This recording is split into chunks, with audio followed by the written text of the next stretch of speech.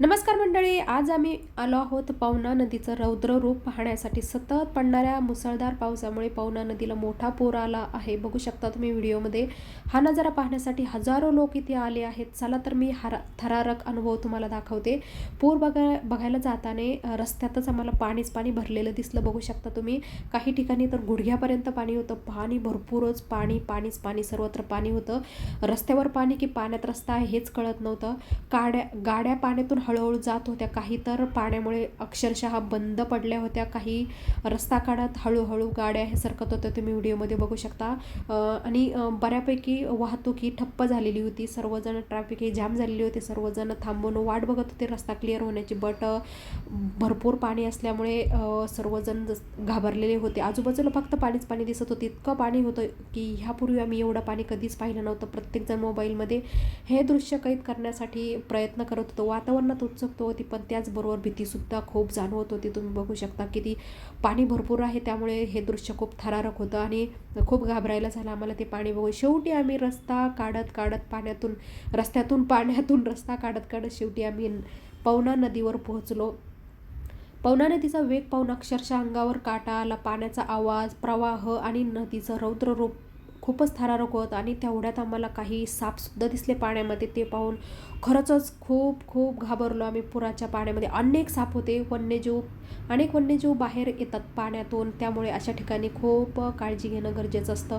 तेवढाच नाही तर भरपूर साप आम्हाला कमीत कमी वेळेमध्ये भरपूर साप आम्हाला दिसले. त्यामुळे प्लीज काळजी घ्या.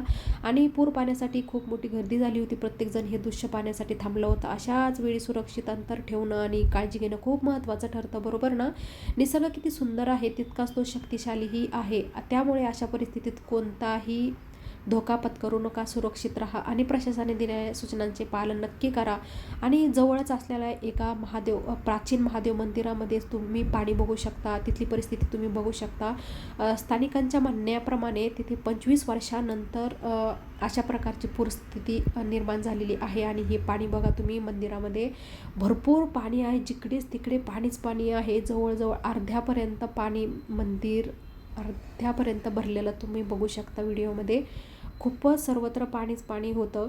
आणि हे निसर्गाचं हे रौद्र रूप जितकं थक्क करणारं होतं तितकंच धोकादायक सुद्धा होतं. कृपया पूरग्रस्त भागात विनाकारण जाऊ नका आणि स्वतःची आणि कुटुंबाची काळजी पहिली जपा.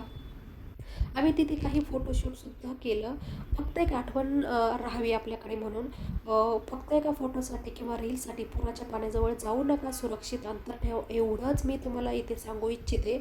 प्रशासनांच्या सूचनांचं पालन नक्की करा. कोणताही धोका पत्करू नका. पाऊस एन्जॉय करा, भरपूर एन्जॉय करा, पण सर्वात महत्त्वाचं म्हणजे स्वतःची आणि कुटुंबाची काळजी नक्की घ्या.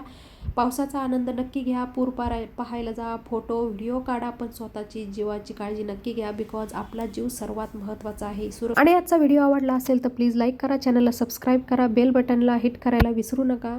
आणि आजचा व्हिडिओ तुम्हाला कसा वाटला कमेंट करून नक्की कळवा. तोपर्यंत काळजी घ्या आणि सुरक्षित राहा. आणि तुमच्या फ्रेंड्स फॅमिलीला शेअर करा हा व्हिडिओ.